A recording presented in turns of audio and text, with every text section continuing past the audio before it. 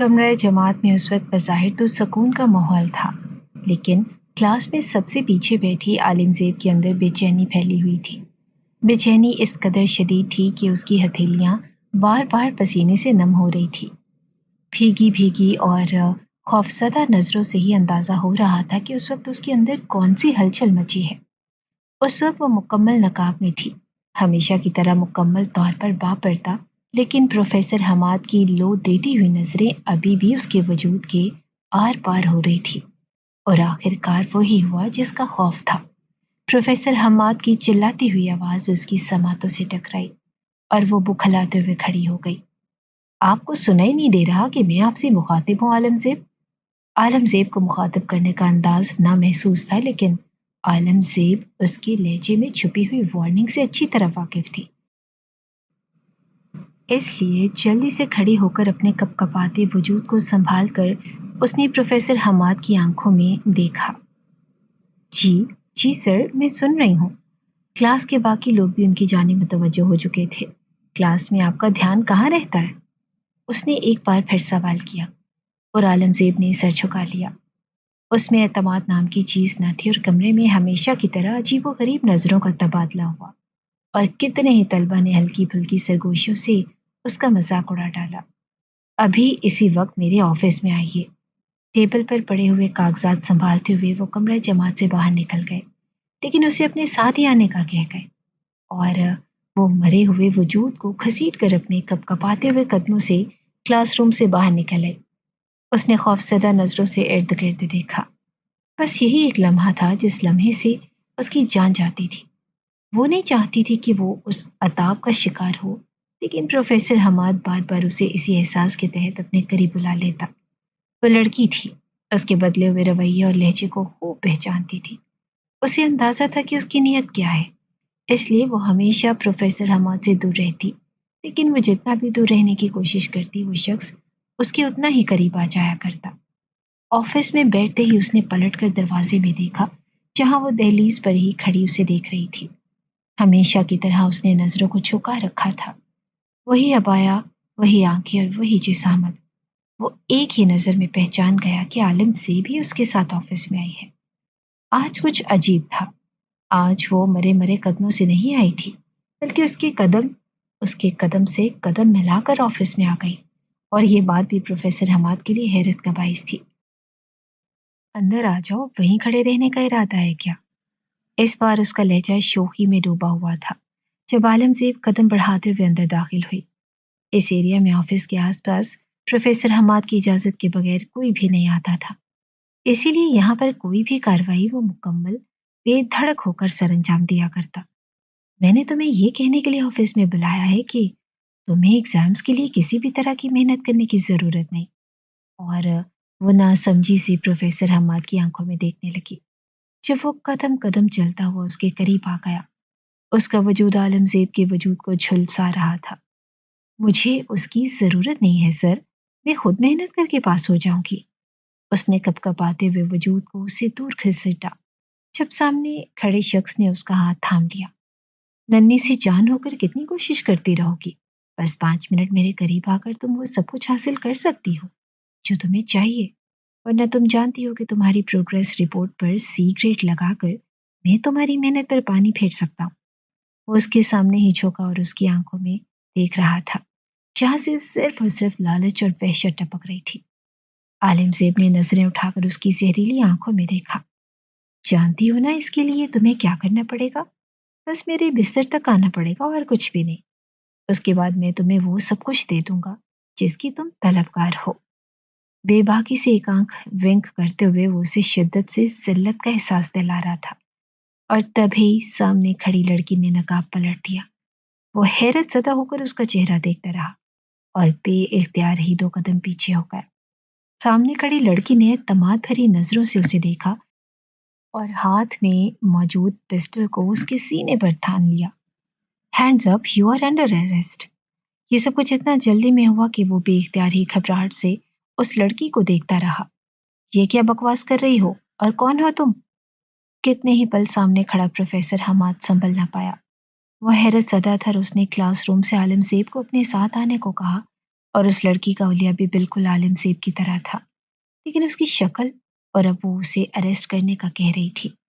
میں FIA کی سب inspector Rabia علی ہوں، آپ کے خلاف کمپلین تھی، لہٰذا آپ کو گرفتار کیا جاتا ہے۔ کیا مطلب ہے تمہارا، اور تمہیں کس نے اجازت دی کہ تم میرے آفس تک آؤ؟ وہ تو ہتھے سے ہی اکھڑ گیا۔ اس کی بنی بنائی ساکھ 1 منٹ میں تباہ ہو رہی تھی۔ دل کی دھڑکن میں بھی عجیب سا انتشار پھیلا تھا۔ اپنی آواز کو آہستہ رکھیں مسٹر حماد، آپ اس وقت آن ڈیوٹی پولیس آفیسر سے مخاطب ہیں۔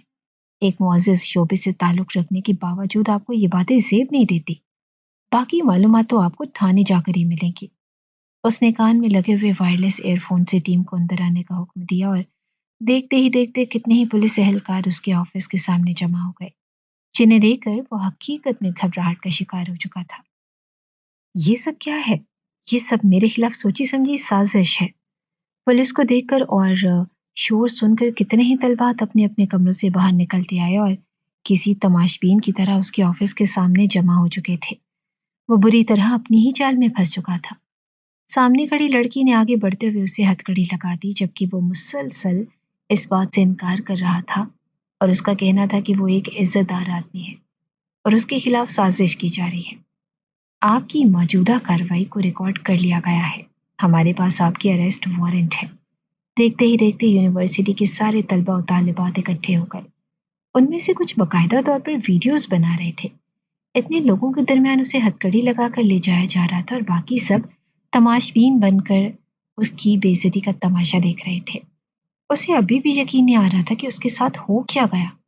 اس نے آج تک اپنی ساکھ کو اتنا مضبوط کیا کہ کوئی بھی اس کے خلاف جانے کی ہمت نہیں کر سکتا تھا، اور اچانک ہی ایک معمولی سی لڑکی نے FIA میں اس کے خلاف نہ صرف رپورٹ درج کروائی، بلکہ اس کی حالیہ کی گئی گفتگو کا ریکارڈ بھی ان کے پاس موجود تھا۔ اسے اس قدر شدید بے عزتی کا احساس گھیر رہا تھا کہ وہ خود کو مسلسل چھڑوانے کی کوشش کر رہا تھا، جبکہ پولیس اہلکار اسے گھسیٹتے ہوئے گاڑی تک لے کر آئے۔ نہ کسی میں بھی اتنی جرت نہ تھی کہ وہ آگے بڑھ کر اس کے حق میں بولتا، بلکہ سب لوگ ایک تماشبین کا کردار ادا کر رہے تھے۔ ایک پل میں ہی اس کی مصنوعی عزت کا محل زمیں بوس ہو گیا۔ چھوڑو، مجھے ہاتھ مت لگانا۔ وہ ابھی بھی خود کو ان کے ہاتھ سے چھڑوا کر آزاد کروانے کی کوشش کر رہا تھا، جب پیچھے کھڑے اہلکار نے اسے دھکیلتے ہوئے گاڑی میں ڈال دیا۔ ایک تو چوری، اوپر سے سینہ زوری، اور وہ شخص ایسا ہی تھا۔ یونی کی کتنی لڑکیوں کی دل کی آواز تھی کہ اس شخص کو رنگے ہاتھوں پکڑ کر گرفتار کر لیا جاتا۔ کتنی ہی لڑکیاں تھیں جنہوں نے اس کے خلاف جانے کی کوشش کی، لیکن بالآخر یہ ایک معمولی سی لڑکی نے کر دکھایا، جس کے پاس نہ اعتماد تھا اور نہ ہی حوصلہ۔ لیکن اس کے باوجود اس نے جو کچھ کیا وہ سب کے لیے ناقابل یقین تھا، لیکن وہ یہ نہیں جانتی تھی کہ سب کے بعد اسے کتنی سزا بھگتنی پڑے گی۔ پچھلے 5 دنوں سے کلاس میں آنے والی لڑکی عالم زیب نہ تھی، بلکہ سب انسپکٹر رابعہ علی تھی، جو مکمل طور پر اس کے حلیے میں یونیورسٹی آ رہی تھی اور مسلسل اس شخص کی طرف سے ٹارچر ہو رہی تھی۔ اتنے دنوں میں ہی وہ اندازہ لگانے میں کامیاب ہو گئی کہ وہ لڑکیوں کے ساتھ کس طرح کا رویہ رکھتا ہے۔ مجھے میرے وکیل سے بات کرنے دیں۔ تھانے پہنچتے ہی وہ ابھی بھی اپنی اکڑ اور مغروری میں کھڑا تھا۔ خبردار، یہ تمہاری یونیورسٹی نہیں ہے بلکہ تھانہ ہے، یہاں تمہاری اونچی آواز برداشت نہیں کی جائے گی۔ سامنے کھڑے آفیسر نے اسے ایک ہی پل میں بری طرح جھاڑ دیا۔ آپ کس طرح میرے ساتھ اس طرح بات کر سکتے ہیں؟ آپ شاید جانتے نہیں مجھے، میں حماد آفندی ہوں۔ آفیسر نے آگے بڑھتے ہوئے اسے گریبان سے تھام لیا۔ خبردار، اگر تم نے یہاں اپنی نسلوں کا تعارف کروایا، یہاں ہر شخص تمہاری اوقات سے اچھی طرح واقف ہے۔ جیل میں ڈال دو اسے، اور اگر زیادہ ہنگامہ کرے تو پھر اسے دوسری طرح سے سمجھانا۔ کانسٹیبل کو ہدایت کر دی گئی اور اسے جیل میں ڈال دیا گیا۔ اسے معلوم ہو چکا تھا کہ اس کے خلاف FIA میں رپورٹ کروانے والی لڑکی عالم زیب ہے۔ وہ تو حیرت زدہ تھا۔ ایک معمولی گھرانے کی لڑکی آخر اس کے خلاف کیسے جا سکتی تھی؟ وہ ایک عرصے سے لڑکیوں کے ساتھ مختلف طرح کے تعلقات بناتا چلا تھا، اور یہ اب اس کی عادت بن چکی تھی۔ لڑکیوں کو معنی خیز باتیں کرنا، ان کے قریب جانا اور اپنی مرضی سے انہیں ٹارچر کرنا۔ بعض دفعہ لڑکیاں اس کے خوف کی وجہ سے یونیورسٹی جانے سے گھبراتی، لیکن یہ سب کچھ اس کا اپنا تھا۔ اس کی یونیورسٹی شہر کی جانی مانی اور مشہور اور معروف یونیورسٹی تھی، جس کی پشت پناہی کتنے ہی لوگ کر رہے تھے۔ سو اس کے لیے آسان تھا یہ سب کچھ کرنا، جبکہ غریب لڑکیوں کے لیے بہت مشکل تھا اس کے خلاف جانا۔ تم جانتی نہیں ہو کہ تم نے میرے خلاف جا کر کتنی بڑی غلطی کی ہے۔ میں ایک ہی پل میں تمہیں تمہاری اوقات یاد دلا دوں گا۔ نفرت سے سوچتے ہوئے وہ عالمزیب سے مخاطب تھا جس کے ساتھ وہ پچھلے 2 مہینوں سے دست درازی کی کوشش میں تھا۔ آج تک وہ اس کے جسم کی حدود کو پار نہیں کر پایا، لیکن وہ اسے دانستہ طور پر اپنی باتوں سے ٹارچر کرتا، اسے بار بار آفس میں بلا کر غیر اخلاقی باتوں سے اپنے قریب آنے کا کہتا، اور اب ایگزامز کے دوران اچھا موقع تھا اسے اپنے قریب کرنے کا، لیکن اس سے پہلے ہی مکمل طور پر اس کی بازی پلٹ دی گئی۔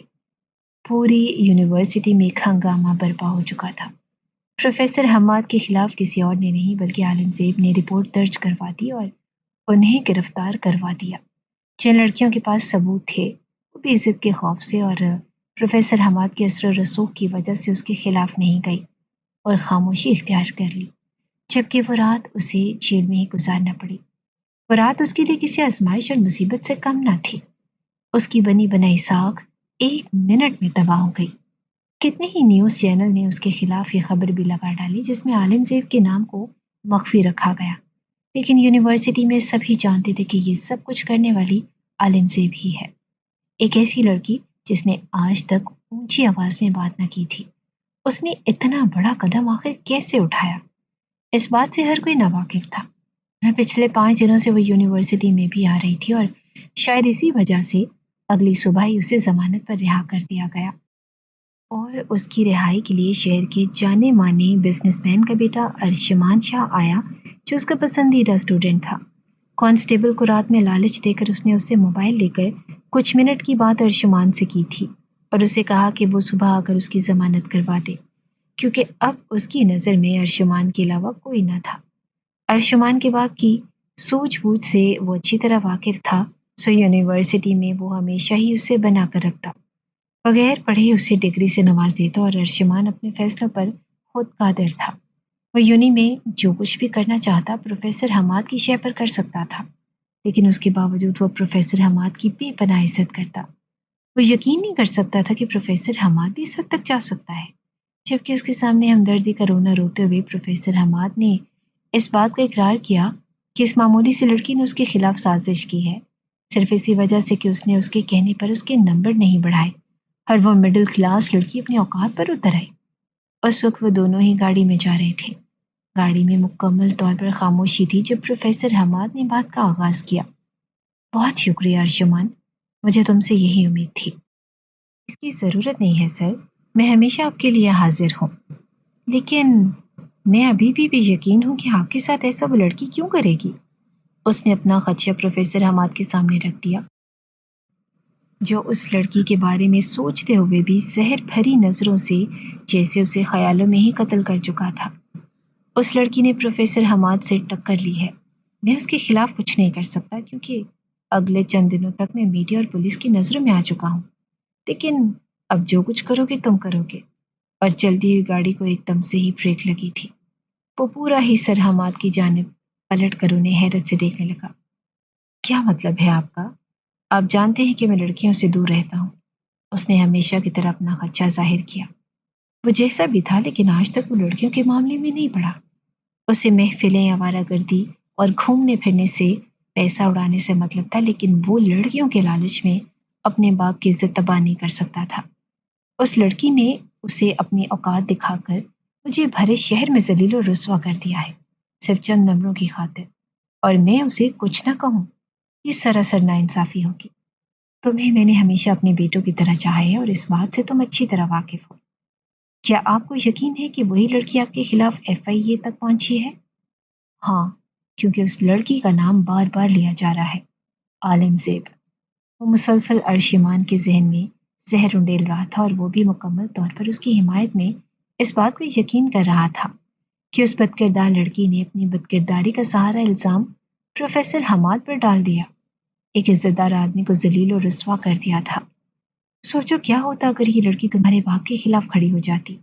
ایسی لڑکیاں کچھ بھی کر سکتی ہیں، سمجھو تو میں بھی تمہارے والد کی جگہ پر ہوں۔ اس نے ہمیشہ کی طرح ہمدردی کا ایک خول اپنے چہرے پر چڑھا لیا، اور ارشمان کی آنکھیں مکمل طور پر بند ہو چکی تھی۔ آپ فکر نہ کریں، مجھ سے جو کچھ ہوگا میں ضرور کروں گا۔ میں آپ سے وعدہ کرتا ہوں کہ اس لڑکی کو اتنا ذلیل اور رسوا کر دوں گا کہ وہ خود ہی پوری یونیورسٹی کے سامنے اس بات کا اقرار کرے گی کہ اس نے آپ کی عزت کو تباہ کرنے کے لیے یہ سازش کی ہے۔ اب تم وہی کرو گی جو میں تمہیں کہوں گا، اور مجھے یقین ہے کہ تم میرا ساتھ ضرور دو گے۔ پروفیسر حماد نے اپنا ہاتھ اس کے سامنے کر دیا اور اس نے پروفیسر حماد کا ہاتھ تھام لیا، بنا سوچی سمجھے، اور وہ اس بات کا عہد ان کے سامنے دہرا چکا تھا اور اس کے مطابق اس لڑکی کو سزا ضرور ملنی چاہیے۔ چونکہ پروفیسر حماد کو رہائی مل چکی تھی، لیکن وہ اپنے عہدے سے کچھ وقت تک غائب ہو کر خود کو لوگوں کی نظروں میں مظلوم ظاہر کرنا چاہتا تھا۔ اس میں اتنی ہمت نہ تھی کہ وہ ایک بار پھر ان سب لوگوں کی نظروں کا سامنا کرتا جن کے سامنے وہ ذلیل اور رسوا ہو چکا تھا۔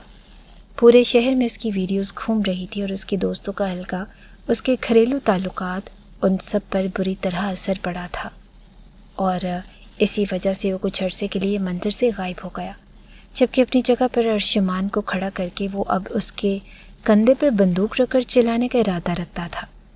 اس شام میں ایک بار پھر اس نے ارشمان کو کال کی، کل یونیورسٹی جاتے ہی تم اس لڑکی کو ڈھونڈ کر مجھے بتاؤ گے، اس کے بعد کیا کرنا ہے میں تمہیں اس سے آگاہ کروں گا۔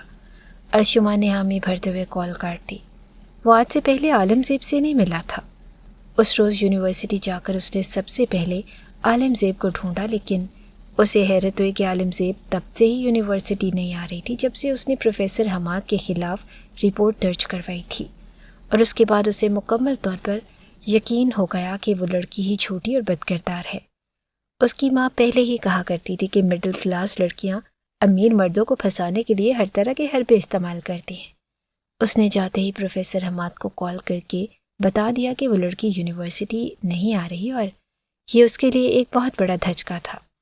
اسے یونیورسٹی آنا چاہیے تھا۔ جب تک وہ گھر سے نہیں نکلتی تب تک وہ لوگ اس کا کچھ نہیں بگاڑ سکتے تھے، اور وہ جانتا تھا کہ اگر وہ اس لڑکی کے خلاف کچھ بھی کرتا تو پولیس کی نظر میں ایک بار پھر آ جاتا، جبکہ اگر اسے کچھ ہوتا تو وہ آسانی سے بچ نکلتا، کیونکہ اس بار وہ لڑکی ہی بد کردار ثابت ہو جاتی اور اس پر بنا ہوا کیس بھی ختم ہو سکتا تھا۔ اس کے پاس یہ آخری راستہ تھا، اور اس رات اس نے ارشمان کے ذہن سازی کرتے ہوئے اس کے ذہن میں یہ بات ڈال دی کہ وہ گھر جا کر اس کے گھر سے ہی اسے اغوا کر لے، تاکہ اہل محلہ اور شہر میں یہ بات گردش کرنے لگے کہ وہ کسی آشنا کے ساتھ فرار ہو چکی ہے۔ اس کا مقصد یہی تھا۔ آپ فکر نہ کریں، میں اس کے گھر کا پتہ لگا کر اسے اس کے گھر سے ہی اٹھوا لوں گا، ارشمان نے کہہ دیا، اور حماد کے چہرے پر ایک زہریلی مسکراہٹ بکھر گئی۔ وہ اپنے مقصد میں کامیاب ہو رہا تھا۔ اس وقت اپنے کمرے میں جائے نماز پر بیٹھی عالم زیب ہچکیوں سے رو رہی تھی۔ دعا کے لیے ہاتھ پھیلائے وہ صرف اور صرف اپنے لیے کامیابی اور آسانی مانگ رہی تھی۔ یہ وقت تہجد کا وقت تھا، اور گھر کے باقی افراد گہری نیند میں سو رہے تھے۔ کافی دن ہو چکے تھے اور وہ یونیورسٹی نہیں جا پائی تھی۔ وجہ تھی حماد افندی، جس سے ٹکر لینے کے بعد وہ خود بھی شدید خوف زدہ ہو چکی تھی۔ وہ جانتی تھی کہ وہ شخص جیل سے آنے کے بعد اس کا پیچھا نہیں چھوڑے گا، اور اس کے باپ کے پاس اتنے مراسم نہ تھے کہ وہ اسے حفاظت میں رکھ پاتا۔ اہل محلہ اس دن سے باتوں میں مشغول تھے، اور اب اسے لگ رہا تھا کہ جیسے وہ دوبارہ یونی نہیں جا پائے گی۔ اس روز اس نے بہت محنت اور کوشش کے بعد اس شخص کے خلاف رپورٹ تو درج کروا دی، لیکن اب اس میں اتنا حوصلہ نہ تھا کہ وہ ثابت قدمی کا مظاہرہ کرتے ہوئے اس شخص کے سامنے ٹک پاتی جس کے مراسم اور جس کی جان پہچان پورے شہر میں پھیلی ہوئی تھی۔ دوسری جانب اس گھر سے بھی اس بات کا شدید دباؤ تھا۔ اس سے پہلے ہی پڑھنے کی اجازت نہیں دی جا رہی تھی، اور اس واقعے کے بعد اب وہ مکمل طور پر اس گھر میں قید ہو چکی تھی۔ جائے نماز سمیٹتے ہوئے وہ جیسے ہی اٹھی، اچانک ہی کمرے سے ملحقہ کھڑکی کا دروازہ زوردار طریقے سے کھلا اور کوئی شخص اندر داخل ہوا۔ بے اختیار ہی اس کے منہ سے دبی دبی سی چیخ نکل گئی۔ ہلکے گلابی رنگ کے کپڑوں میں اس وقت حجاب کی صورت دوپٹہ لپیٹے خوفزدہ نظروں سے آنے والے شخص کو دیکھتی وہ خوف سے کپ کپا اٹھی تھی، جبکہ آنے والا ارشمان 2 دن کی مسلسل کوشش کے بعد یہاں تک پہنچا تھا۔ اس روز ہی اس نے عالم زیب کے گھر کے سامنے ہی ایک شخص مقرر کر دیا، اسے پل پل کی خبریں دیتا تھا، اور اب اس وقت اس کے پاس جانے کا یہی ایک راستہ تھا۔ خبردار اگر تم نے اونچی آواز نکالی۔ ارشمان نے جلدی سے آگے بڑھتے ہوئے سختی سے اس کا منہ دبوچتے ہوئے اس کی زبان بند کر دی، جبکہ وہ اسے مکمل دیوار سے لگائے کھڑا تھا۔ باہر اس کے آدمی بھی کھڑے تھے، لیکن اس وقت گھر میں وہ اکیلا ہی داخل ہوا۔ کون ہو تم اور یہاں کیسے آئے؟ اسے سختی سے خود سے دور دھکیلتے ہوئے عالم زیب نے اسے اپنی جانب متوجہ کیا۔ جب اس نے پلٹ کر عالم زیب کو دیکھا اور کتنی ہی دیر وہ اسے دیکھتا رہا۔ یہ ان کی پہلی ملاقات تھی اور اس ملاقات نے ہی اسے اچھا خاصا دھچکا دے دیا۔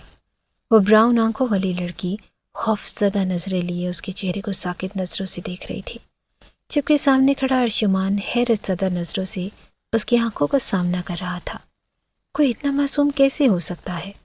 اسے اپنی جانب یوں حیرت سے تکتا ہوا پا کر عالم زیب نے اسے خود سے دور دھکیلا، اس سے پہلے کہ وہ دروازے کی جانب دوڑتی، جب ارشمان نے اسے سختی سے کھینچتے ہوئے اپنے قریب کر لیا۔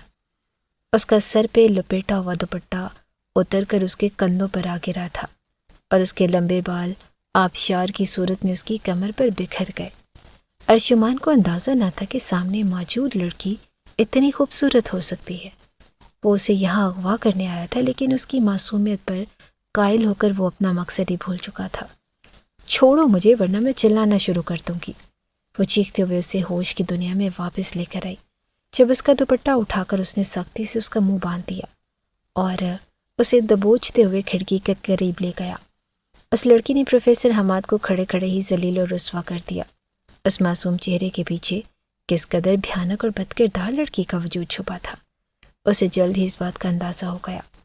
اگر تم ابھی یہاں سے باہر نہیں نکلی تو میں تمہیں کھڑے کھڑے شوٹ کر دوں گا۔ اپنی پاکٹ سے گن نکالتے ہوئے اس نے اس کے دل کے مقام پر رکھ دی اور اپنے اتنے قریب موت کو دیکھ کر اس کی دھڑکنیں بھی ساکت ہو چکی تھی۔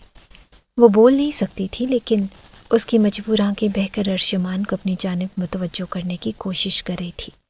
وہ مسلسل اپنا وجود اس کے وجود سے آزاد کروانا چاہتی تھی، جبکہ ارشمان کی گرفت کافی سخت تھی۔ اسے دھکیلتے ہوئے اس نے کھڑکی سے باہر نکال دیا، جبکہ سامنے کھڑے ہوئے لڑکوں نے دبوچتے ہوئے اس گاڑی میں اسے ڈالا اور ارشمان خود بھی کھڑکی سے باہر نکل آیا۔ گاڑی میں پچھلی سیٹ پر ڈال کر وہ گاڑی اپنے فارم ہاؤس کی جانب موڑ کر لے گیا، یہ سوچے بغیر کہ ایک شریف گھرانے کی لڑکی کی عزت پر ہاتھ ڈال کر وہ اس کی زندگی کو بری طرح نوچ رہا ہے۔ گاڑی میں آتے ہی اس کے ہاتھ آزاد ہو چکے تھے۔ اپنے ہاتھوں سے اپنا دوپٹہ کھول کر اس نے سختی سے خود کو لپیٹ لیا۔ کہاں لے کر جا رہے ہو مجھے اور کون ہو تم؟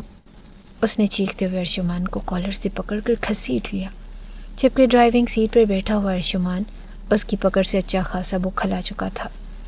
سختی سے پیچھے مڑتے ہوئے اس نے اس کی گردن دبوچ لی۔ خبردار اگر تمہاری آواز آئی تو تم سوچ بھی نہیں سکتی کہ میں تمہارے ساتھ کیا کروں گا، اس نے باقاعدہ طور پر دھمکی دی، لیکن سامنے بیٹھی لڑکی پر دھمکیاں اثر نہیں کر رہی تھی۔ وہ جانتی تھی کہ گھر سے نکلنے والی لڑکی کو معاشرہ کس نام سے پکارتا ہے، اس کے باپ کی عزت کا سوال تھا۔ مسلسل مچلتے ہوئے وہ باہر نکلنے کی کوشش کر رہی تھی، جبکہ پچھلی سیٹ پر بیٹھا ہوا لڑکا اسے سنبھال رہا تھا اور ارشمان نے سختی سے پلٹتے ہوئے اس کی گردن کی مخصوص رگ کو دبا دیا، جس کے دبنے سے ہی وہ ہوش و حواس سے بیگانہ ہو گئی۔ یہ ایک پل کا کھیل تھا اور اس کا ساکت سا وجود گاڑی کی پچھلی سیٹ پر خاموشی سے پڑا رہا۔ اسے امید تھی اب وہ تب تک شور نہیں کرے گی جب تک کہ وہ مخصوص مقام پر نہیں پہنچ جاتے۔ اپنے فارم ہاؤس پر اسے لا کر اس نے ایک کمرے میں قید کر دیا۔ اب دوسرا مرحلہ تھا اسے ہوش سے واپس لا کر اس بارے میں قائل کرنا کہ وہ اس بات کا ثبوت پوری یونیورسٹی کے سامنے دے کہ اس نے جان بوجھ کر حماد افندی کی عزت خراب کی۔ صبح اٹھتے ہی اس کے گھر میں کوہرام برپا ہو گیا۔ سغرا بیگم جیسے ہی کمرے میں داخل ہوئی، وہ یہ دیکھ کر حیران رہ گئی کہ وہ کمرے میں موجود نہ تھی، جبکہ کمرے سے منسلک کھلی ہوئی کھڑکی انہیں اور ہی کہانی سنا رہی تھی۔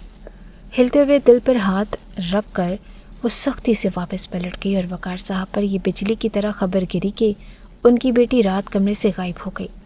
وہ اسے اچھی طرح جانتے تھے۔ وہ جانتے تھے کہ ان کی بیٹی ایسا کوئی قدم نہیں اٹھا سکتی کہ اس کی اور اس کے باپ کی عزت پر حرف ہے، لیکن معاشرے کو یہ بات سمجھانا بے حد مشکل تھا۔ میں اسے ڈھونڈوں گا، لیکن تب تک یہ بات گھر سے باہر نہیں جانی چاہیے۔ وہ اٹھتے ہوئے گھر سے باہر نکل گئے۔ پہلی بار ان کا دل بدنامی اور عزت کے جانے کے خوف سے دھڑکا۔ یہ شاید شدید خوف تھا اور ذہنی دباؤ تھا کہ وہ کافی دیر ہی ہوش اور حواس سے بیگانہ پڑی رہی، اور جب اسے ہوش آیا تو اٹھ کر اس جگہ کا جائزہ لینے لگی جہاں وہ اس وقت موجود تھی۔ یہ ایک کمرہ تھا جسے خوبصورتی سے سجایا گیا تھا۔ کمرے کا دروازہ بند تھا اپنے دکھتے ہوئے سر کو تھام کر اس نے جلدی سے دوپٹہ اٹھایا اور دروازے کے قریب آ گئی۔ دروازے پر مسلسل دستک دیتے ہوئے وہ کسی کو مدد کے لیے بلا رہی تھی۔ مجھے یہاں سے باہر نکالو، مجھے یہاں ایک پل نہیں رہنا۔ رو رو کر اس کی آنکھوں کا برا حال تھا۔ اس کا دکھتا ہوا سر، کپ کپاتا وجود اور عزت جانے کا خوف، جبکہ باہر سے اس کی صدا سننے والا کوئی بھی نہ تھا۔ رات بھر کی تھکاوٹ کی وجہ سے ملازموں کو ہدایت کرتے ہوئے وہ اپنے کمرے میں سونے چلا گیا، جبکہ سونے سے پہلے اس نے حماد کو میسج کر دیا کہ لڑکی اس کے فارم ہاؤس پر موجود ہے، جبکہ یہ خبر سنتے ہی ایک غلیظ سا سکون اس کی رگوں میں اتر آیا۔ میں تمہیں اتنا مجبور کر دوں گا کہ کوئی بھی لڑکی کبھی بھی حماد افندی کے خلاف جانے کی جرت بھی نہیں کر پائے گی۔ وقار صاحب نے ہر جگہ ہی اسے ڈھونڈ لیا، لیکن اس کی کوئی خیر خبر نہ تھی، اور پھر انہوں نے عدالت میں جا کر یہ رپورٹ درج کروا دی کہ حماد افندی نے ان کی بیٹی کو اغوا کر لیا ہے۔ سارا شہر جانتا تھا کہ ان کی بیٹی حماد افندی، ان کی بیٹی اس کے خلاف کھڑی ہوئی تھی، اور اب وہ اپنے کمرے سے غائب ہو گئی، اور پولیس اسی وقت حماد افندی کے دروازے پر تھی۔ وہ اپنے گھر موجود تھا اور تحقیق کے مطابق پچھلے 2 دنوں سے وہ اپنے گھر سے باہر ہی نہیں گیا۔ اپنے نمبر سے نہ ہی اس نے کسی کو کال کی۔ ارشمان سے وہ جس نمبر سے رابطے پر تھا، پولیس کو اس نمبر کے بارے میں کچھ بھی معلوم نہ تھا۔ تمہاری بدکردار بیٹی ضرور کسی کے ساتھ بھاگ گئی ہے۔ جب میری جانب سے اسے کوئی مثبت جواب نہیں ملا تو اپنی آگ مٹانے کے لیے اسے کسی اور کا انتخاب کرنا پڑا۔ پولیس کے سامنے ہی اس نے وقار صاحب کی طرف دیکھتے ہوئے ان کی بیٹی پر کیچڑ اٹھا ڈالا، اور وقار صاحب سختی سے بھپڑتے ہوئے اس کی جانب بڑھے۔ خبردار اگر میری بیٹی کے بارے میں ایک لفظ بھی کہا تو۔ انسپکٹر نے انہیں واپس جانے کا کہہ دیا۔ حماد افندی نے اس لڑکی کو اغوا نہیں کروایا تھا، اور اس کے علاوہ ان کی کسی کے ساتھ دشمنی بھی نہ تھی۔ ہو سکتا ہے کہ ایسا ہی ہو، وہ لڑکی کسی کے ساتھ بھاگ گئی ہو۔ آپ کو اپنی بیٹی کی پسند ناپسند کے بارے میں معلوم تھا؟ انسپکٹر نے وقار صاحب کی طرف دیکھتے ہوئے پوچھا، اور انہوں نے بے بسی سے نظریں جھکا لی۔ میری بیٹی ایسی نہیں تھی صاحب۔ کتنا مجبور ہوتا ہے نا وہ باپ جس کی جوان بیٹی گھر سے غائب ہو اور لوگ اپنی جانب سے اس کی بھاگ جانے کے اندازے لگا رہے ہوں۔ دیکھیں، اولاد کب گمراہی کے راستے پر نکل آئے کوئی کچھ نہیں کہہ سکتا۔ آپ اپنی جانب سے تحقیق کریں، پولیس اپنا کام کر رہی ہے۔ امید ہے کہ جلد ہی آپ کی بیٹی مل جائے گی۔ وہ خاموشی سے واپس لوٹ آئے اور پورے محلے میں یہ بات پھیل چکی تھی۔ وہ اپنے تایا زاد جابر سے منسوب تھی۔ بچپن سے ہی جابر اور اس کی منگنی ہو چکی تھی، اور اس کی تائی نے بھی گھر میں کوحرام مچا رکھا تھا، جبکہ جابر اور اس کا تایا خاموشی سے ہی اس کے باپ کے ساتھ مل کر اسے ڈھونڈ رہے تھے۔ اس نے منگنی ہونے کے باوجود آج تک جابر سے کوئی تعلق نہیں رکھا تھا، تو وہ کسی اور کے ساتھ کیسے بھاگ سکتی تھی؟ صبح سے شام ہو گئی اور اس کا کوئی اتا پتہ نہ تھا، جبکہ دوسری جانب گہری نیند لینے کے بعد ارشمان نے اٹھ کر کھانا کھایا، اور پھر وہ اٹھتے ہوئے اس کے کمرے میں چلا گیا جو اس وقت بھوک سے نڈھال فرش پر لیٹی تھی۔ رو رو کر اب اس میں اتنی ہمت نہیں بچی تھی کہ وہ چیخ چلا کر کسی کو اپنی مدد کی جانب راغب کرتی، جبکہ اپنی بے بسی پر ہار مانتے ہوئے وہ بے سد سی فرش پر لیٹی تھی۔ ارشمان نے دروازہ کھولتے ہی اسے زرد چہرہ لیے فرش پر لیٹا ہوا پایا، اور وہ جلدی سے اس کی جانب بڑھا۔ اسے شدید دکھ نے گھیر لیا۔ وہ لڑکی صبح سے یہاں پر قید تھی۔ ملازم کو آواز دے کر اس نے کھانا لانے کو کہا۔ جو بھی تھا، لیکن وہ کسی کے ساتھ انسانیت سے گرا ہوا سلوک نہیں کر سکتا تھا۔ اس نے سہارا دیتے ہوئے عالم زیب کو کھڑا کیا اور پھر بیڈ پر لا کر بٹھا دیا۔ مجھے باہر نکالو یہاں سے، گھر چھوڑاؤ مجھے یہاں نہیں رہنا۔ اس کی آواز ہلکی تھی، شاید اس میں اتنی ہمت نہ بچی تھی کہ وہ اب چیختے چلاتے ہوئے اسے اپنی غلطی کا احساس دلاتی۔ تھوڑی ہی دیر کے بعد ملازم کھانا لے کر آ گیا۔ پہلے تم کھانا کھا لو، اس کے بعد میں تمہیں گھر چھوڑاؤں گا۔ اس کا لہجہ قدرے نرم تھا۔ عالم زیب نے اس کے سامنے ہاتھ جوڑ دیے۔ مجھے گھر چھوڑاؤ، مجھے کھانا نہیں کھانا، میرا باپ بہت غریب ہے۔ دیکھو، اگر تم کھانا نہیں کھاؤ گی تو میں تمہیں یہاں سے جانے نہیں دوں گا، لیکن اگر تم کھانا کھا لیتی ہو تو اس کے بعد سوچا جائے گا۔ وہ ابھی اس پر کوئی سختی نہیں کر سکتا تھا۔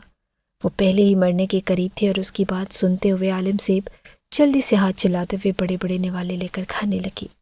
حقیقت بھی یہی تھی کہ انسان شدید دکھ اور تکلیف میں بھی بھوک کے احساس میں گھرا ہوتا ہے۔ اسے یوں کھانا کھاتے ہوئے دیکھ کر ایک بار پھر دکھ نے اسے گھیر لیا۔ تبھی اس کے نمبر پر حماد کی کال موصول ہوئی اور وہ اٹھ کر باہر نکل آیا۔ تمہارے پاس صرف آج کی رات ہے، اور اس رات میں تم نے اسے قائل کرنا ہے۔ اسے ایسا سبق سکھاؤ کہ وہ موت مانگے، اسے سارے جہاں میں رسوا کر دو، کیونکہ وہ یہی ڈیزرو کرتی ہے۔ آپ فکر نہ کریں سر، میں اسے اتنا ذلیل کر دوں گا کہ وہ خود ہی آپ کے حق میں گواہی دے گی۔ اس نے حماد افندی کو یقین دلا کر کال کاٹ دی۔ غصے کی ایک شدید لہر ایک بار پھر اس لڑکی کے لیے امڑ آئی تھی، اور جس کے سامنے چاہتے ہی وہ سارا غصہ بھلا دیتا تھا۔ کمرے میں داخل ہوتے ہی وہ اس کے سامنے جا بیٹھا۔ اس کی آنکھوں کی سنجیدگی سے وہ خوف زدہ تو تھی، لیکن اس شخص کے سامنے خود کو کمزور ثابت نہیں کرنا چاہتی تھی۔ مجھے کیوں اٹھا کر لے کر آئے ہو؟ مجھے گھر واپس چھوڑ کر آؤ۔ اس کا لہجہ اعتماد سے بھرا ہوا تھا۔ پہلے کا خوف کہیں دور جا سویا۔ سر حماد کے خلاف رپورٹ تم نے کروائی ہے؟ اس کا لہجہ سنجیدہ تھا، اور وہ حیرت سے اسے دیکھتی رہی، یعنی اس کے شک پر یقین کی مہر لگ گئی۔ وہ لڑکا جو اسے اٹھا کر لے کر آیا تھا حماد کا ہی بھیجا ہوا تھا۔ وہ شخص اسی قابل ہے، انسانوں میں چھپا ہوا درندہ۔ اور ارجمان اس کے سخت لہجے پر غصے سے اس کے قریب آیا اور سختی سے اس کی گردن کو دبوچ لیا۔ اسے سر حماد کی طرف سے یہی آرڈر تھے، اسے ہر حال میں اس لڑکی کو زیر کرنا تھا۔ شرم آنی چاہیے تم جیسی بدکردار لڑکیوں کو، جو اپنی بدکرداری کی آڑ میں ایک عزت دار شخص کو داغدار کر دیتی ہیں۔ زہریلے لہجے میں چبا چبا کر کہتے ہوئے وہ اسے حیرت میں مبتلا کر گیا۔ کیسے انسان ہیں آپ؟ ایک شریف باپ کی بیٹی کو اٹھا کر لائے ہیں اور اسے اپنی عزت دار ہونے کا احساس دلا رہے ہیں۔ اسے یوں لگا جیسے اس لڑکی نے اس کے منہ پر تھپڑ دے مارا تھا، اور حقیقت بھی ایسے ہی تھی۔ حماد افندی اگر غیرت مند انسان ہوتا تو کبھی بھی یہ حکم نہ دیتا کہ کسی کی بیٹی کو رات کی تاریکی میں اٹھا کر لایا جائے، چاہے پھر بات مرد کی مردانگی پر ہی کیوں نہ اٹک جائے۔ میرے سامنے اپنی زبان بند ہی رکھو، میں ارشمان شاہ ہوں، حماد افندی نہیں۔ میں تمہاری زبان کاٹ کر کتوں کو کھلا دوں گا۔ خورید نے شدید غصے میں گھرایا کہ مقابل کی ریڑھ کی ہڈی میں سنسناہٹ دوڑ گئی۔ جو کچھ اس نے کیا تھا یہ جان کر ہی کیا تھا کہ اس کے بعد اسے اس طرح کے ٹارچر کو برداشت کرنا پڑے گا، لیکن وہ ہار نہیں ماننا چاہتی تھی۔ زندگی میں پہلی بار ہمت کا مظاہرہ کیا تھا، تو اب اپنے قدم واپس کیسے ہٹا لیتی؟ تمہیں اور کچھ نہیں کرنا، بس یونیورسٹی میں سب کے سامنے اس بات کا اقرار کر لو کہ تم نے اپنے لالچ میں آ کر ایک عزت دار شخص کو معاشرے میں چلنے کے قابل نہیں چھوڑا۔ بس اتنی سی بات، اور تمہیں دوبارہ وہی مقام حاصل ہو جائے گا۔ وہ دکھ بھری نظروں سے سامنے کھڑے شخص کو دیکھ رہی تھی، اور پھر بنا خوف کے آگے بڑھ کر اس کے سینے پر خون سا دے مارا۔ میں مر جاؤں گی لیکن اپنی ضلالت نہیں بھولوں گی۔ میں وہ باتیں نہیں بھولوں گی جو پروفیسر حماد نے ایک معزز پیشے سے منسلک ہونے کے باوجود مجھ سے کی، اور مجھ جیسی ہزاروں لڑکیوں سے۔ جھوٹ بولتی ہو تم، بالکل جھوٹ۔ میں ایک عرصے سے پروفیسر حماد کو جانتا ہوں، وہ ایسا کر ہی نہیں سکتے۔ وہ اتنی شدت سے دھاڑا تھا کہ وہ بے اختیار ہی 2 قدم پیچھے ہو گئی۔ اگر مجھے کاٹ کر پھینک بھی دو تب بھی میرے ٹکڑے ٹکڑے سے یہی آواز آئے گی کہ وہ شخص ایک غلیظ انسان ہے۔ اس کے ٹوٹے ہوئے لہجے میں کچھ ایسا تھا کہ وہ بے اختیار ہی اسے دیکھتا رہا۔ اس نے سنا تھا کہ وہ یونی کی سب سے بزدل لڑکی ہے، جس میں اعتماد نام کی چیز ہی نہیں۔ اگر وہ اس بات پر اٹک گئی تھی تو شاید ہی کچھ ہوتا، لیکن پروفیسر حماد کا منافقانہ چہرہ اس کی آنکھوں کے سامنے لہرا گیا۔ میں تمہیں اس بات کا ثبوت بھی دے سکتی ہوں ارشمان شاہ کہ وہ شخص کیسا آدمی ہے۔ ٹھیک ہے، مجھے ثبوت دو، وہ بھی صرف 2 گھنٹوں کے اندر اندر، ورنہ میں تمہیں یہیں کاٹ کر پھینک دوں گا اور کسی کو علم بھی نہیں ہوگا۔ بات اب اس کی اپنی مردانگی پر آ کر رکی تھی، اور وہ ایک مرد کو پہچاننے میں اگر غلطی کر رہا تھا تو پھر اسے یہ جاننا تھا کہ یہ غلطی کہاں سے ہوئی۔ مجھے اگر یہاں سے باہر نہیں نکالو گے تو میں تمہیں کیسے ثبوت لا کر دوں گی؟ وہ پلٹنے لگا جب اس نے شدت سے دھاڑتے ہوئے اسے احساس دلایا، اگر میں تمہیں یہاں سے باہر نکال دوں گا تو کوئی ثبوت کبھی بھی میرے ہاتھ نہیں آئیں گے۔ وہ دروازے کی جانب قدم بڑھانے لگا جب وہ اس کے سامنے آ کر کھڑی ہو گئی اور اپنا دوپٹہ کھینچ کر اتار دیا۔ اس کی گردن پر بنے ہوئے نشانات، اس کے بازو پر چلے ہوئے نشان، یہ ہے اس شخص کی حقیقت۔ وہ مجھے آفس میں بلا کر ہراساں کرتا تھا، اور مجھ جیسی کتنی ہی لڑکیوں کو۔ اپنے ڈپارٹمنٹ کی ہادیہ شرجیل سے تو تم واقف ہوگے نا؟ آخر اس نے کیوں خودکشی کر لی، وہ بھی یونی کے اندر، صرف اس لیے کہ وہ غریب باپ کی بیٹی تھی۔ آواز نہیں اٹھا سکتی تھی، رات دن ہر پل وہ شخص مجھے ہراساں کرتا رہا ہے۔ یہ اس کی سزا ہے کہ وہ ساری دنیا کے سامنے ظاہر ہو تاکہ ساری دنیا اس کے اصل چہرے کو دیکھ پائے۔ اس کی آنکھوں سے آنسو ٹوٹ کر گر رہے تھے۔ اس کی سفید گردن، خوبصورت نشیب و فراز، بکھرے ہوئے بال، اور ایک لمحے کے لیے ارشمان کی سانس سے تک اٹک گئی۔ آہستگی سے جھکتے ہوئے اس نے دوپٹہ اٹھا کر اس کے کندھوں پر پھیلا دیا۔ اسے اقرار کرنا پڑا تھا کہ سامنے کھڑی لڑکی کی معصومیت اور حسن اتنا سحر انگیز ہے کہ کسی بھی مرد کو بہکانے میں ایک پل کی دیر نہ کرے۔ وہ اسے روتا ہوا دیکھ کر خاموشی سے پلٹ گیا۔ اس کے دل میں عجیب سی کسک اٹھی تھی۔ وہ شادی شدہ نہ تھی، لیکن اس کے جسم پر جلا جانے کے نشانات تھے۔ کیا وہ شخص حقیقت میں سے ٹارچر کر رہا تھا؟ وہ حماد افندی سے واقف تھا، لیکن اتنا نہیں کہ اس پر آنکھیں بند کر کے یقین کرتا۔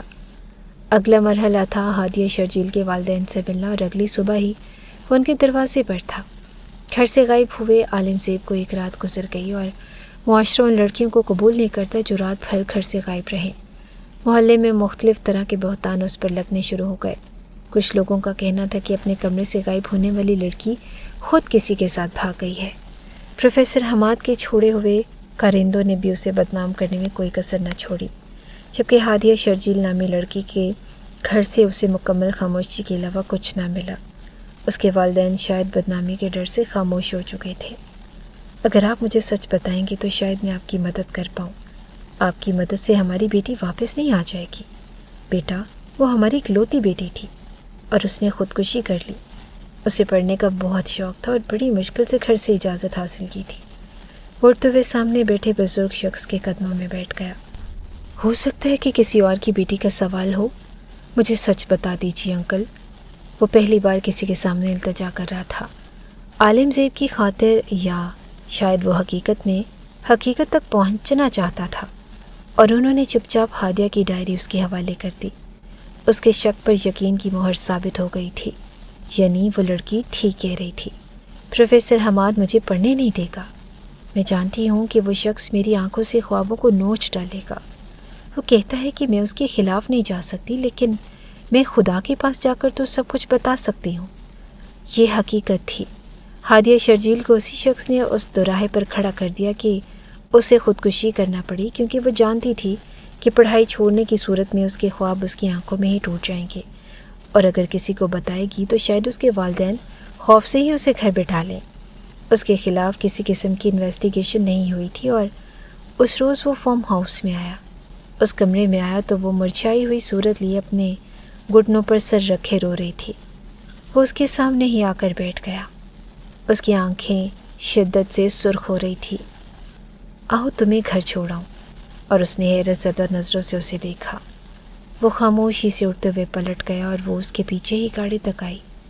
اسے یقین نہیں تھا کہ وہ شخص اسے خود چھوڑنے جا رہا تھا، کسی بھی طرح کا نقصان پہنچائے بغیر۔ حالانکہ اسے یقین تھا کہ وہ یہاں سے زندہ بچ کر نہیں جائے گی، اور اگر زندہ گئی بھی تو اس کی عزت کو مکمل طور پر داغدار کر دیا جائے گا۔ گاڑی میں مکمل طور پر خاموشی چھائی تھی، اور اس کے لہجے کی بے تابی اور آنکھوں کی سرخی بتا رہی تھی کہ وہ اب حقیقت تک جا پہنچا ہے۔ اگر تم سچ جان چکے ہو تو کیا تم ابھی بھی اس کے خلاف آواز نہیں اٹھاؤ گے؟ وہ بے تابی سے اس کی آنکھوں میں دیکھ رہی تھی جب اس نے پلٹتے ہوئے اس کا چہرہ دیکھا، جس پر گہری افسردگی چھائی تھی۔ میں کوشش کروں گا کہ اگلی بار کوئی لڑکی عالم زیب نہ بنے، بلکہ عالم زیب بننے سے پہلے ہی کوئی ارجمان اس کی مدد کے لیے اٹھ جائے۔ وہ اسے وہیں لے کر گیا جہاں سے اسے اٹھا کر لایا تھا۔ دروازے پر دستک دیتے ہوئے وقار صاحب باہر آئے اور اسے دیکھتے ہی حیرت زدہ رہ گئے۔ مرے ہوئے قدموں سے وہ آگے بڑھی اور باپ کے کندھے پر سر رکھ دیا۔ وہ خود بھی بے آواز رو رہے تھے۔ تم نے آنے میں بہت دیر کر دی بیٹا۔ تمہارے باپ کی عزت لوگوں کی زبانوں سے گزرتی ہوئی ان کے قدموں کی زینت بن چکی ہے۔ اور اس نے تڑپ کر باپ کی جانب دیکھا۔ اس میں میری کوئی غلطی نہیں ہے ابو۔ اور تبھی ارشمان آگے بڑھا۔ یہ سب کچھ میں نے کیا ہے انکل، اس میں اس کی کوئی غلطی نہیں، اور میں آپ کو یقین دلاتا ہوں کہ آج کے بعد کوئی بھی سیاہ سایہ آپ کی بیٹی کے قریب نہیں بھٹکے گا۔ وقار نے حیرت زدہ نظروں سے اسے دیکھتے ہوئے عالم زیب کو اپنی پشت پر کھڑا کر دیا۔ تمہیں شرم نہیں آئی ایک باپ کی عزت کو رونتے ہوئے؟ شدت غم سے اس کی آنکھیں سرخ ہو چکی تھی۔ میں آپ سے معافی طلب کرتا ہوں۔ اس سے پہلے کہ وہ اپنی بات کو جاری رکھتا، جب وقار صاحب کا زوردار تھپڑ اس کے گال پر اپنا نشان چھوڑ گیا۔ تم جیسے اوباش لوگ یہ بات کیوں نہیں سوچتے؟ تمہاری معافی سے بیٹیوں کی عزتیں واپس نہیں آیا کرتی۔ اس کے گھرانے پر ہی کوہرام برپا ہو گیا۔ اس کے رشتہ دار اور ارد گرد موجود لوگوں کا کہنا تھا کہ وہ 1 رات اور 2 دن گھر سے باہر گزار کر آئی ہے اور ایسی لڑکیوں کو معاشرہ قبول نہیں کرتا، چاہے پھر ان کا باپ ان کی عزت کی قسمیں کھاتا پھرے۔ اس کا باپ اس کے ساتھ کھڑا تھا۔ ارشمان اس روز واپس پلٹ گیا اور بس جاتے ہوئے اس نے اسے نم آنکھوں والی معصوم لڑکی کی جانب دیکھا جو بس اسے الوداعی نظروں سے دیکھ رہی تھی۔ اسے راستے میں ہی حماد افندی کی کال موصول ہو گئی۔ کیا کیا تم نے ارشمان؟ کیا اسے منا لیا تم نے؟ نہیں سر، میں اس سے نہیں منا پایا، بلکہ خود مان چکا ہوں۔ اس کی عزت اور کردار کا قائل ہو گیا ہوں۔ کیا مطلب ہے تمہارا؟ تمہاری عقل ٹھکانے ہے؟ بالکل، میری عقل ٹھکانے ہے، اور اب آپ جیسوں کی عقل ٹھکانے لگانے کے لیے آپ جیسوں کے مد مقابل اور ارشمان شاہد آئے گا۔ میں تمہاری اصلیت جان چکا ہوں، اور آج کے بعد اپنا غلیظ وجود لے کر اگر عالم زیب یا کسی بھی لڑکی کے ارد گرد دکھائی دیے تو تم نہیں جانتے کہ میں کیا کر سکتا۔ پروفیسر حماد نے کال کاٹ دی اور اسی شام اسے ارشمان نے دوبارہ اریسٹ کروا دیا۔ اس دفعہ اس کے خلاف سارے ثبوت کافی اسٹرانگ تھے۔ ہادیہ شرجیل کے کیس کو کھول کر اسے ثبوتوں کے ساتھ ہی عدالت میں پیش کر ڈالا تھا۔ اس روز کی ہلچل میں اس نے جتنی باتوں کو گہرائی سے سمجھا ان میں سے ایک بات یہ بھی تھی کہ وہ جان چکا تھا کہ اسے ان 2 دنوں میں اس لڑکی سے محبت ہو گئی ہے، اس کی خوبصورتی سے، اس کی معصومیت سے اور اس کے کردار سے۔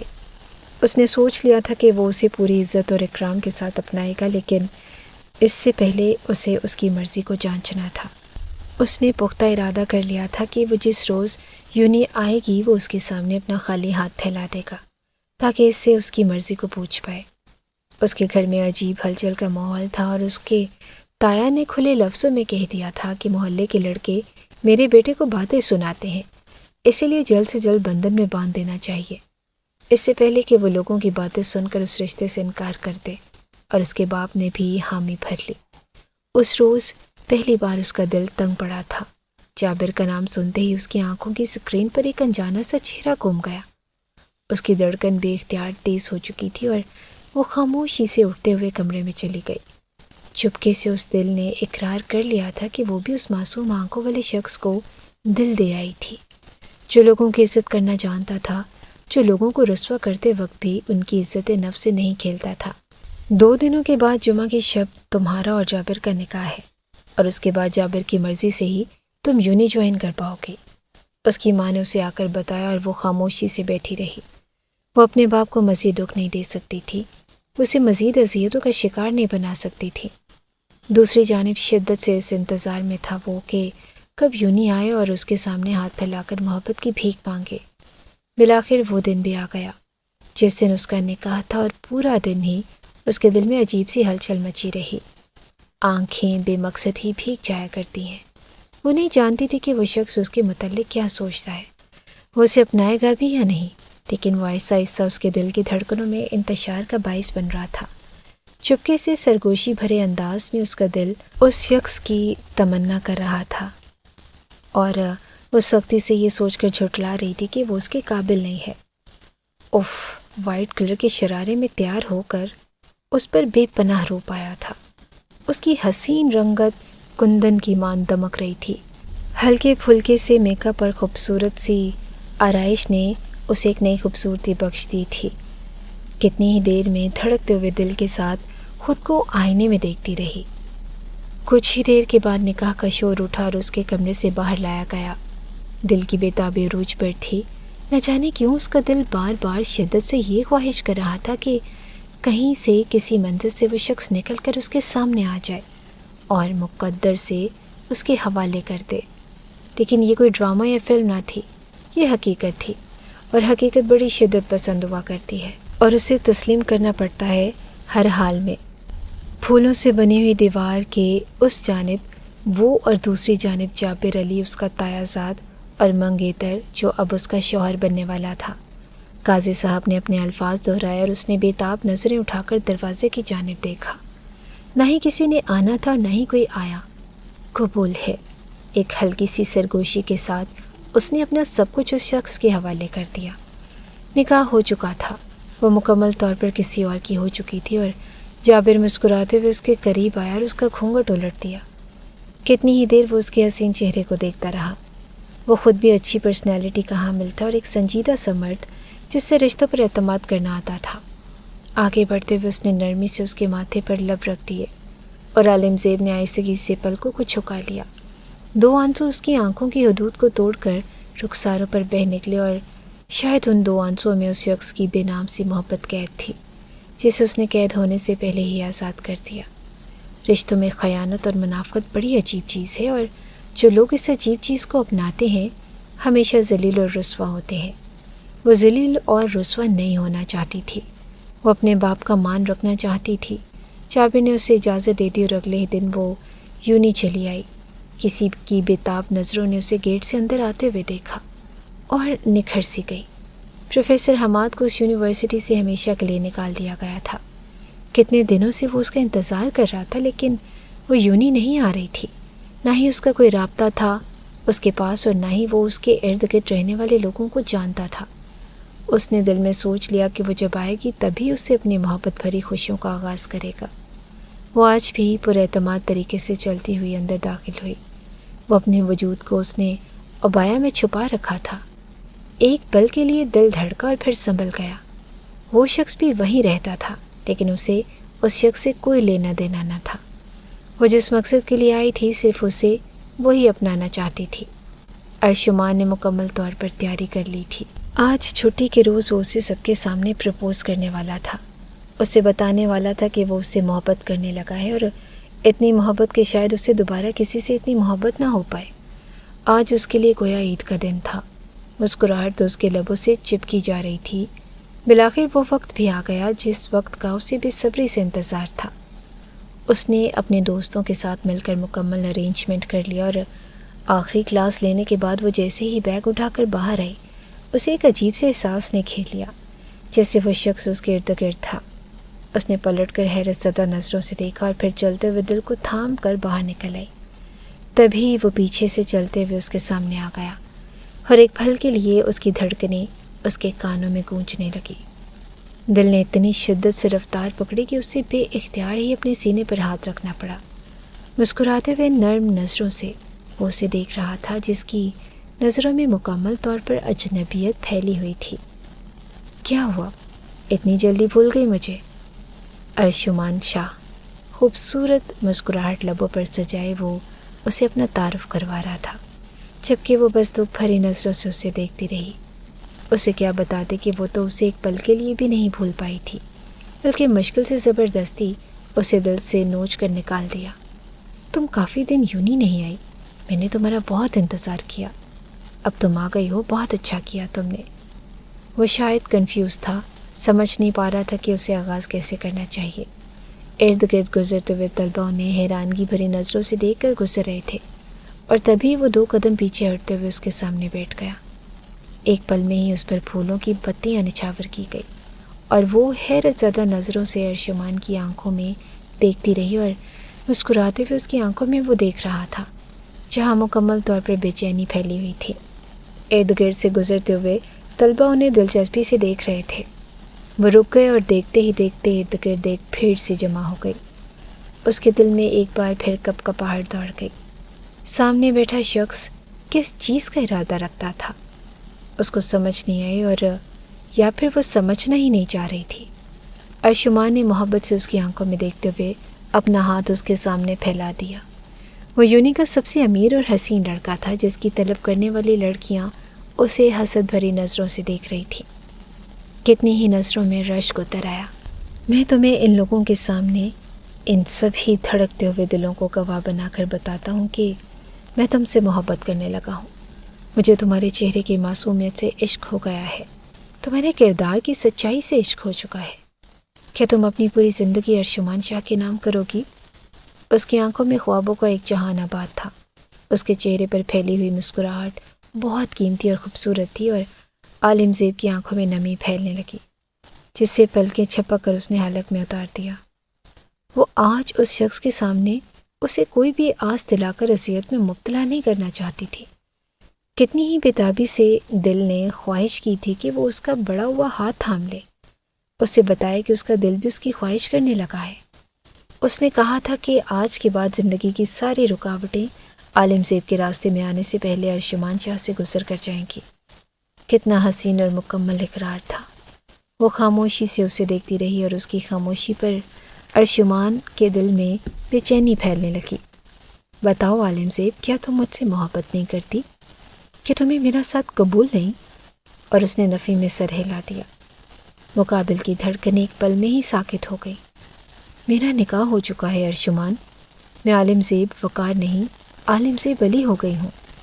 ایک بار پھر دل نے سرگوشی میں خواہش کی تھی کہ کیا ہو جاتا اگر وہ کہہ دیتی کہ وہ عالم ارشمان بننا چاہتی ہے۔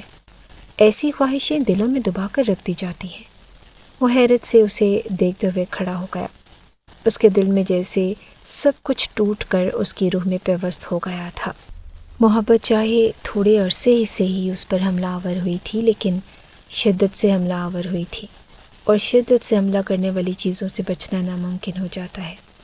وہ دکھ سے اسے دیکھتے ہوئے بے اختیار پلٹ گیا۔ وہ کسی کا حق نہیں مار سکتا تھا اور وہ اس کی عزت پر داغ نہیں لگا سکتا تھا، اسے رسوائی میں نہیں دھکیل سکتا تھا۔ اس سے دور جا رہا تھا اور وہ وہیں کھڑی رہی۔ ارد گرد بنا ہوا ہجوم ختم ہو گیا۔ مرے ہوئے قدموں سے چل کر وہ اپنے راستے پر چلی آئی۔ کچھ کہانیاں ادھوری رہ جاتی ہیں، کچھ محبتیں ایسے ہی تکمیل تک پہنچتی ہیں، اور وہ دونوں دو الگ الگ راستوں کے راہی تھے، اور انہیں ایک دوسرے کا